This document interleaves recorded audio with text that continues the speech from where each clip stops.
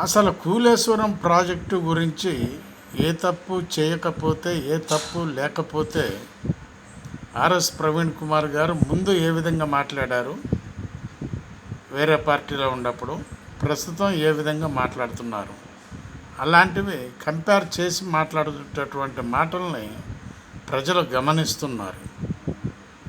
ఏ లీడర్లు ఏ విధంగా మాట్లాడుతున్నారు, వేరే పార్టీలో ఉన్నప్పుడు ఎట్లా మాట్లాడారు, ఇప్పుడు ఎట్లా మాట్లాడుతున్నారు అనేటటువంటివి చాలా గమనిస్తున్నారు.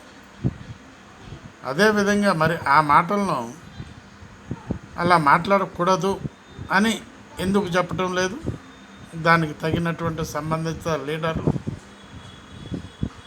అంటే లీడర్లే తోస్తున్నారు వెనక నుండి, మాట్లాడండి, అట్లా మాట్లాడండి, ఇట్లా మాట్లాడండి అని చెప్పి.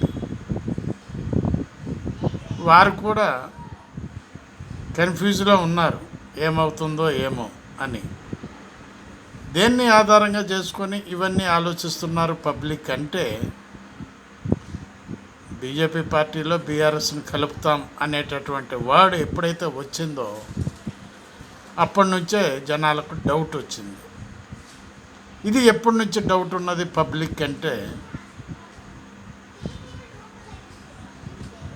ప్రైమ్ మినిస్టర్ దగ్గరికి మన సీఎం కేసీఆర్ గారు అప్పట్లో డైరెక్ట్గా వెళ్ళి మాట్లాడి రావటం జరిగింది ఢిల్లీ.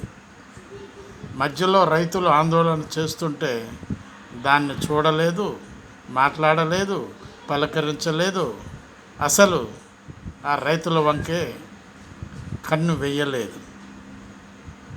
ఆ రోజు నుంచే రైతుకు వ్యతిరేకి, ఇది మోడీ పార్టీకి సంబంధం ఉన్నది, మోడీతో లింకు ఉన్నది అనేటటువంటిది ఇండియా ప్రజల్లోనే తెలిసిపోయింది అప్పట్లో. మనం ఏదో పిల్లి కళ్ళు మూసుకొని పాలు తాగుతుందంటే ఆ సామెత మనకు ఇప్పుడు యాదికొస్తుంది. పబ్లిక్ ఆలోచించండి, మీరు కూడా